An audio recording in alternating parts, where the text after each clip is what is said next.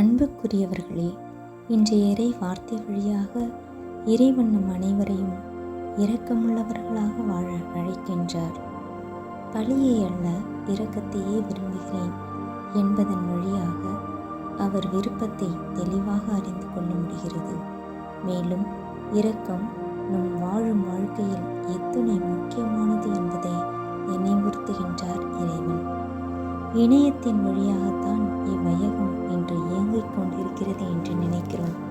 ஆனால் இல்லை, இறைவனின் இரக்கத்தாலும் இரக்கமுள்ள சில மனிதர்களின் இரக்க செயல்களாலேயுமே இவ்வுலகம் நிலை பெற்றுள்ளது என்றால் அதில் ஐயமில்லை.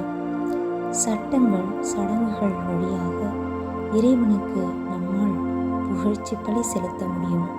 ஆனால் இரக்கத்தோடு வாழ்வதன் மூலமே இறை விருப்பத்தை நம்மால் நிறைவேற்ற முடியும். நமது இரக்கம் நிறைந்த பார்வை ஒருவருக்கு இறைவனை அறிமுகம் செய்து வைக்கும். ஆனால் இரக்க செயல்கள் இறைவனையே அவர் சுவைக்க உதவும். ஒரு நாள் என்பது எத்தனை கோடி கொடுத்தாலும் நம்மால் பெற முடியாது. இறை இரக்கத்தால் அதை நாம் பெற்று வாழ்ந்து கொண்டிருக்கின்றோம். அதனை அவர் நாம் எத்தனை பாவங்கள் செய்தாலும் காலை தோறும் புதுப்பித்து கொண்டே இருக்கின்றார். இறைவனிடமிருந்து இரக்கத்தை இலவசமாக பெற்றுக்கொள்ளும் நாம் நம் உடன் இருப்பவர்களிடம் கோபத்திற்கு பதிலாக இரக்கம் காட்டுவோம். நம் வார்த்தைகளால் செயல்களால் நாம் வாழும் சமூகத்தில் புறம் தள்ளப்பட்டவர்கள், வறியவர்கள், ஏழைகளுக்கு இரக்க செயல் புரிவோம்.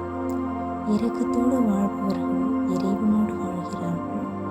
எனவே இவ்வுலக வாழ்வின் இறைவனை அடையவும் பிறருக்கு அவரை அடையாளம் காண்பிக்கவும் இதயத்தில் இரக்கமுள்ளவர்களாக வாழ முற்படுவோம்.